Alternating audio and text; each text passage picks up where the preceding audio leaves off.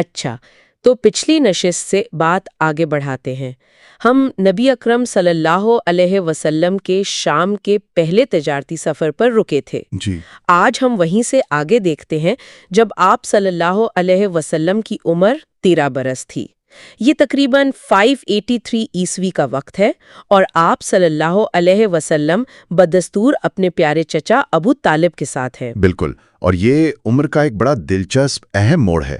تو آئیے دیکھتے ہیں کہ اس وقت آپ صلی اللہ علیہ وسلم کی زندگی کیسی تھی اور دنیا میں کیا ہو رہا تھا۔ ضرور۔ ایک طرف تو دیکھیے آپ صلی اللہ علیہ وسلم کی شخصیت کی تعمیر ہو رہی ہے، عملی تجربات مل رہے ہیں۔ اور دوسری طرف دنیا میں بڑی تبدیلیاں۔ جی ہاں، عالمی سطح پر طاقت کے توازن میں ہلچل تھی۔ یہ دونوں چیزیں اہم ہیں۔ تو شام سے واپسی ہوئی، آپ صلی اللہ علیہ وسلم مکہ میں ہی ہیں۔ ذرائع ہمیں بتاتے ہیں کہ اس عمر میں آپ صلی اللہ علیہ وسلم نے شاید چچا کا ہاتھ بٹانے کے لیے بکریاں چرانا شروع کیں۔ یہ صرف ایک کام ہی تو نہیں تھا، ہے نا؟ نہیں، ہرگز نہیں۔ یہ اصل میں ایک غیر معمولی قسم کی عملی تربیت تھی۔ دیکھیں نا، صحرا میں بکریاں چرانے میں صرف محنت نہیں لگتی، آپ کو مشاہدہ چاہیے، گہرا مشاہدہ، ذمہ داری کا احساس، جانوروں کی نفسیات سمجھنا، ان کی حفاظت اور صبر، بہت زیادہ صبر۔ صحیح۔ تو یہ ساری چیزیں جو ہیں، یہ ایک لیڈر بنانے والی صفات ہیں۔ گویا قدرت آپ صلی اللہ علیہ وآلہ وسلم کو آنے والی نبوت کی عظیم ذمہ داریوں کے لیے تیار کر رہی تھی۔ اور یہ بات بھی تو ہے کہ مکہ جو اس وقت ہم کہہ سکتے ہیں بت پرستی کا، کچھ سماجی برائیوں کا مرکز تھا۔ جی بالکل۔ وہاں رہتے ہوئے بھی 13 سال کی عمر میں بھی آپ صلی اللہ علیہ وآلہ وسلم ہر قسم کی آلودگی سے پاک تھے۔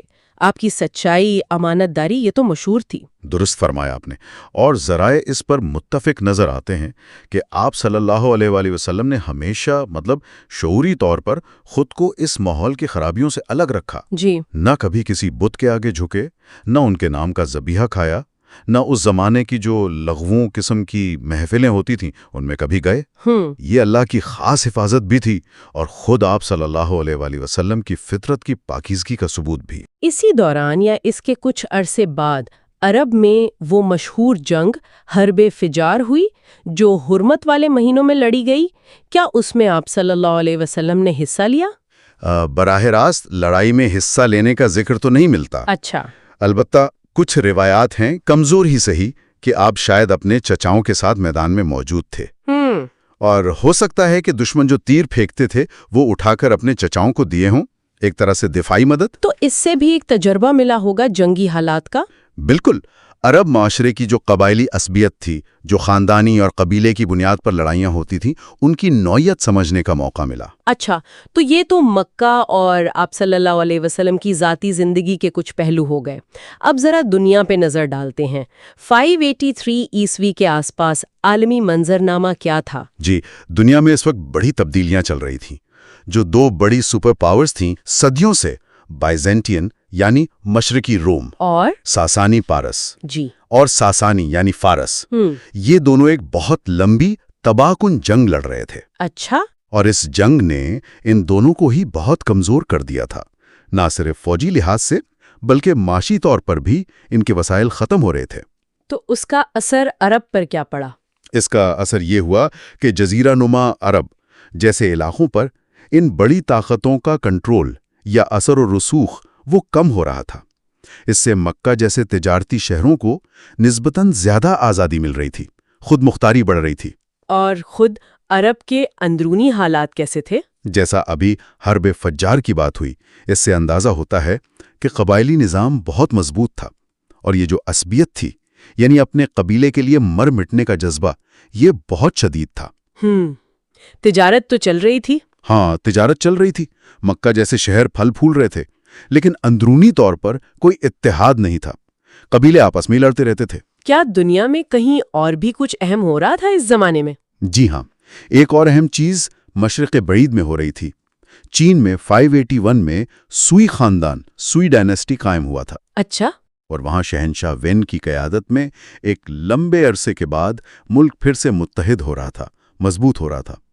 تو یہ بھی ایک طرح سے عالمی طاقت کے توازن میں تبدیلی کا اشارہ تھا۔ یعنی مغرب کی پرانی طاقتیں کمزور ہو رہی تھیں اور مشرق میں ایک نئی طاقت ابھر رہی تھی۔ بالکل، جس کے اثرات آگے چل کر تجارتی راستوں اور دنیا کے استحکام پر پڑنے تھے۔ تو گویا ایک طرف نبی اکرم صلی اللہ علیہ وسلم مکہ میں کردار کی بلندی، عملی تربیت حاصل کر رہے تھے، جی، اور دوسری طرف دنیا ایک بڑے بدلاؤ سے گزر رہی تھی، پرانی سلطنتیں زوال کی طرف تھیں، نئی طاقتیں آ رہی تھیں۔ جی ہاں، تو یہ سب چیزیں ملا کر دیکھیں نا تو ایک بڑی تصویر بنتی ہے۔ عالمی طاقتیں کمزور ہو رہی ہیں، عرب کا اپنا ایک خاص سماجی ڈھانچہ ہے، اور ان سب کے بیچ مکہ میں ایک ایسی شخصیت پروان چڑھ رہی ہے جو ہر طرح کی اس وقت کی جو جاہلیت تھی اس سے پاک ہے۔ یہ سب مل کر گویا ایک عظیم روحانی اور تاریخی انقلاب کی زمین تیار کر رہے تھے، یعنی بعثت نبوی کی۔ آج کے اس جائزے سے یہ بات کتنی واضح ہوتی ہے کہ 13 سال کی عمر میں نبی اکرم صلی اللہ علیہ وسلم کی شخصیت میں وہ غیر معمولی پاکیزگی اور عملی سمجھ بوجھ کیسے نشوونما پا رہی تھی، جبکہ ارد گرد کا معاشرہ اور پوری دنیا ایک تبدیلی کے دہانے پر تھے۔ یقیناً یہ دور آپ صلی اللہ علیہ وسلم کی ذاتی تیاری کا اور اللہ کی طرف سے مستقبل کے عظیم کام کے لیے تربیت کا ایک بہت اہم باب ہے۔